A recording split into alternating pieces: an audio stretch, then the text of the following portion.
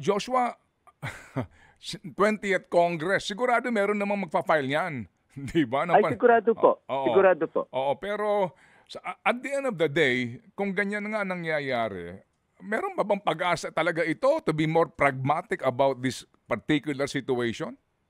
I think I really think, Ted, that unless ang mga manggagawa talaga ay matututo talaga na mag-mobilize ng malakihan sa buong Pilipinas para Mm. i-pressure ang ating Mhm. presidente, Mhm. palagay ko po hindi ho tayo pakikinggan at Mhm. babarahin niya na Malacanang. Malinaw na po, itong presidente po natin to, wala ho itong kapaki-pakialam sa mga manggagawa. This is the first president that I've been in the past 3 decades that I've been in the labor movement. This is the first president that never even dared to meet with the labor movement. Mm. No, at least not as a whole, no. Mm-mm. He meets with sa paborito niya, no, na union, pero pero hindi ho sa lahat.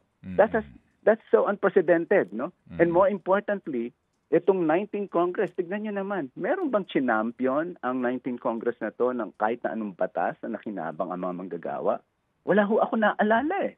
No? At anong nasabi ng ating presidente para sa mga manggagawa natin na pakapakikinabang? The only thing that I heard about ay yung kanyang 20 pesos na bigas para sa mga manggagawa na inoffer nila sa minimum wage earners daw. At the end of the day, no, ang tanong, would that be sustainable? I completely doubt that because the farm gate prices are so much higher than the 20 peso bill. Anong gusto nilang gawin? Magutom ang mga magsasaka natin dahil sa para lang parati silang popogi.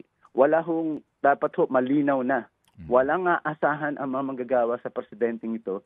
Kaya kinakailangan po mag-organisa at kumilos sa mga manggagawa para itulak po natin ang Malacanang para gawin ng tama para sa atin.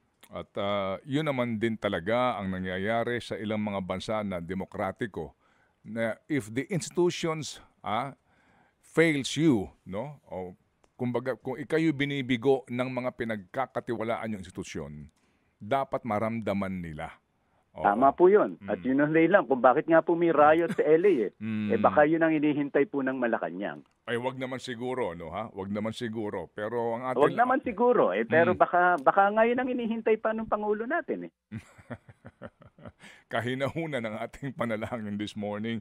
Pero yun nga, sa napakaraming usapin, kagaya nito nangyayari ngayon, na inaasahan po na trial, ito na nga po yun, hanggat tahimik po tayong lahat, pagsasamantalahan po tayo ng mga hunyangong ito.